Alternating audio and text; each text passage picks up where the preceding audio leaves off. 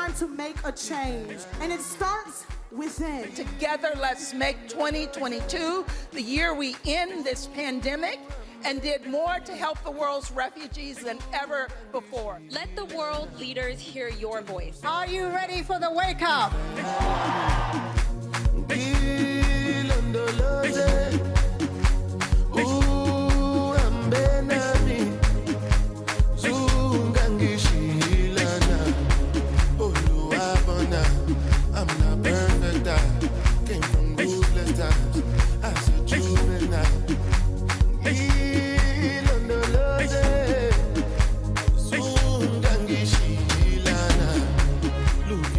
Showing this love and solidarity for others is how we will make a better future.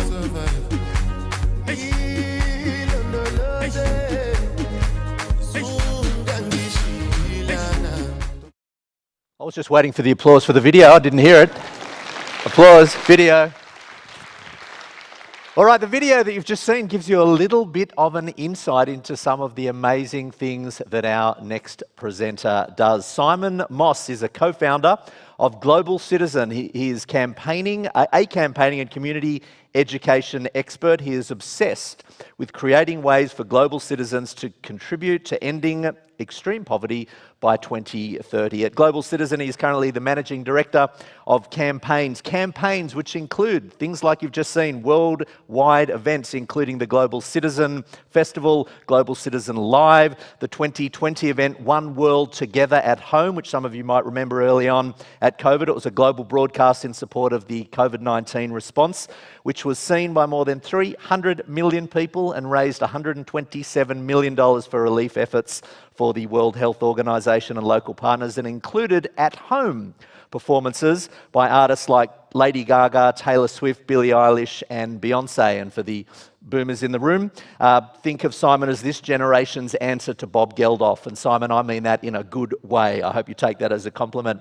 Simon is an Australian, but he is an Australian living in New York. This all began in Melbourne, and like great movements, it has spread around the world. He has been campaigning on global issues for well over a decade and writes and speaks regularly on the role of global citizens in ending extreme poverty. He joins us, as is the case nowadays. You can't have an event without some online element. I said elephant. And he joins us online. This could be the first time today that one of us gets to say, "You're on mute." I'm going to assume he is not. It is dinner time there in New York, so we really appreciate him hanging out with us tonight. Could you please put your hands together and welcome Global Citizen boss, Simon Moss. Simon, thank you for joining us. How are you doing? Just checking that you can hear us okay. I am not on mute, I am pleased to report. Excellent, thank you very much. You can hear us. I think you can see me. I'm not sure if you can see the audience. The audience have already given you a standing ovation. You haven't even started yet. You can sit down now, ladies and gentlemen. Let's just wait to hear from him. Simon, I've got a bunch of questions for you. Global Citizen, as I mentioned, it is international. It's an international advocacy organisation working to end extreme poverty, amongst other things. But it had humble beginnings here in Australia, in Melbourne. Can you give us an idea, what is Global Citizen and how did it all begin? So we're an international advocacy organisation, but on a day-to-day basis, we much prefer to think of ourselves as a movement of people like all of the wonderful folks watching in the room and at home today. People who care about making the world better, who are going to use their time, their skills, their agency to speak up on the issues that they care about.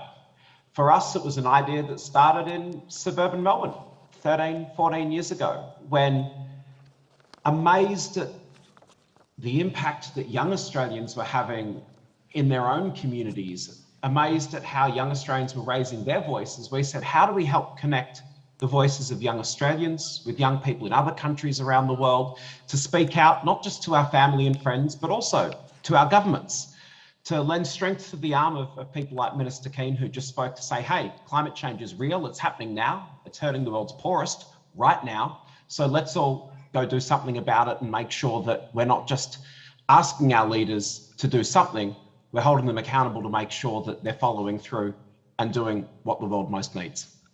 Awesome. Now, Simon, you deal with a range of different issues, but let's hone in on a handful. Can you just give us maybe 3 or so of the big issues that you are looking at and dealing with and trying to solve and manage now? I wish I could say it was just us. We use the UN Sustainable Development Goals, the framework that you've all been hearing about already today. 3 things that we're really focused on right now are, first, the plight and the fate of hundreds of millions of young people around the world, particularly adolescent girls, who over the last 2 years, because of COVID, because of the global crisis we've seen in our food system or in our economy, in our environment, have been pushed out of education, have been lacking access to healthcare. So for us, the first priority this year is really saying, what's the world doing to make sure that we're putting some of the most vulnerable groups of people on the planet back in the center of the story? We're saying that as we talk about a global recovery, we don't just mean a global recovery for the rich, but we mean a global recovery for everyone. The second priority for us is making sure that the big words we heard about climate change over the last couple of years, as more and more people have said, you know what, it is real, we do need to take action, is followed with the same sense of urgency in delivering that action to make sure we stay inside 1.5 degrees of climate change. Last year, we were thrilled to get 13 of the world's biggest companies to make Race to Zero pledges. That's fantastic. That means they've signed up to create a viable pathway to get to net zero. But we need to be doing everything we can to be pushing all of the other companies who haven't made those commitments to make them. We've got to push all of the ones who have to not just have a promise, but to have a plan and to deliver on it. And we need to make sure that governments, like those in Australia, at a local, state and a federal level, with an election coming up in just a few months, that we're all using our voices to say, hey, we want, demand and expect more from you when it comes to action on climate change. And then finally, we're really thinking about the reasons that we're here in the first place. We might not have been able to prevent the pandemic from happening, but we sure as well could have done better at responding to it. Because right now, we've seen the very best and worst of humanity. Never before have we created a vaccine in a year. Never before have billions of doses been secured so quickly. And yet the brutal selfishness of the world's rich countries and a small number of companies in hoarding doses means that Australians are on their 3rd doses, and more than half of the people living in sub-Saharan Africa haven't had access to any doses yet. So for us, there's a real commitment to the focus on equity to make sure that later on this year, 70% of the whole planet's been vaccinated, not just 90% of the rich world. Simon, we're talking today about, it's already come up several times, about goals and big goals and small goals and people feeling that, you know, unless they can solve something themselves, then why bother, and it's all too much. You're certainly an organisation that works towards ambitious goals. You have the ambition to help end extreme poverty by 2030, right? Big goal. But the question for you is, what are the little things that it'll take in order to try and achieve a goal like that? So I'd look at it at 2 levels. The first is that what we do as citizens in our own lives matter. Not always because not taking that plastic straw or that plastic bag ends environmental degradation in and of itself, but it sends a market signal and starts a conversation with businesses, with people in your community about what sort of world you want. So we need to be doing all of those things, and we need to be making sure that we're not leaving it at that we're laddering that up to a big systemic approach. And the example I'd give to everyone is to think that the challenges we're seeing, the terrible flooding we're seeing across Australia right now, is made so much more likely to happen, not as a 1 in 100-year event, but as a 1 in 30-year event or a 1 in 10-year event because of the world's inaction on climate change. And we need to make sure that we respond with generosity, with compassion today to those people affected by the flooding right now, and that we translate that and are really honest about saying, hey, and you know what, political leaders, business leaders, we need to be seeing systemic change at your level so this doesn't become something we have to deal with every year.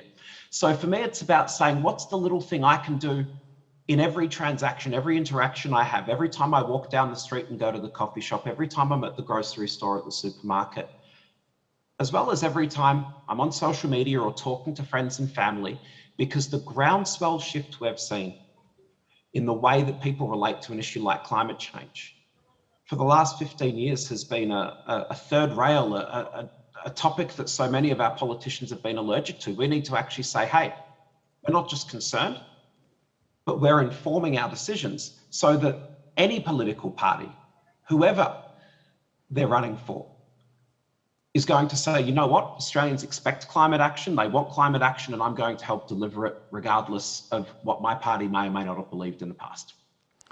Simon, I've got a question for you. I understand that your movement, it's got the term global in its title, but let's work Australia here. What would be any specific message that you've got for everyone who's in the room and on the line for Australians? So I think the very first thing is that in the next 3 months, you're going to the polls. We're going to the polls.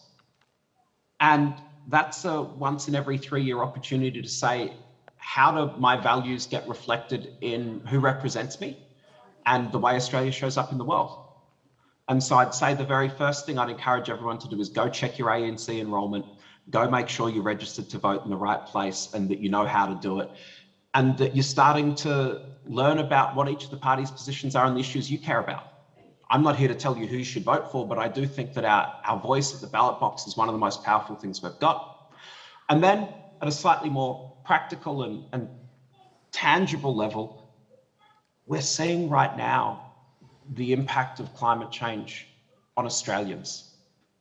And I think that anything folks can do to make sure that we're helping those who are affected right now respond and recover to these terrible floods is something that all of us can do, whether you're in the affected regions or you're able to just support in your own local community to what's going on, because there are so many people, and I'm sure many of your audience have family and friends who are affected, who've had to flee their houses in the last couple of weeks, who are facing an entirely wrecked house or business, and we need to be there to help them pick up and to make something better. And the final question, we've still got just a couple of minutes. This is a global question, and it is about Ukraine, which we've spoken about briefly already. I know you guys are at the forefront of support in that area. Tell us about some of the work that you and your team have been doing in the last few weeks and are doing right now to try and mobilise at scale the support to that cause. So as many of you will have been so tragically aware in the news, the last 8-9 days have seen 1 million people flee their homes. We're looking at a scenario where there could be a couple of million more. So at the start of this week, the UN launched an appeal for $1.7 billion to respond to the humanitarian crisis in Ukraine. One of the things we're working hard on is to support UNHCR, UNICEF and others to make sure that governments and those with deep pockets are able to respond to make sure that people forced to flee their homes because of conflict are given every opportunity. We know that kids who are out of school in a traumatic setting like this, if they're back in school somewhere within a month, that can be hugely protective and help them be traumatized by their experience, but not set off track forever. The second part of that is there are so many amazing local groups and international NGOs who are responding. So we'd encourage everyone to go take a minute. If you Google how to help Ukraine, one of our stories has been read by about 1 million people in the last week and has a list of organizations doing amazing work. It's on the front page of the Google results. But whoever you like to support, whether it's an international organization like the Red Cross or Care International, whether you've got friends and family who are maybe in Poland or Moldova or Ukrainian themselves, and if you feel called to support on this, there's so much need right now. And I think there's a huge opportunity to use our voices to say politically what we want and expect.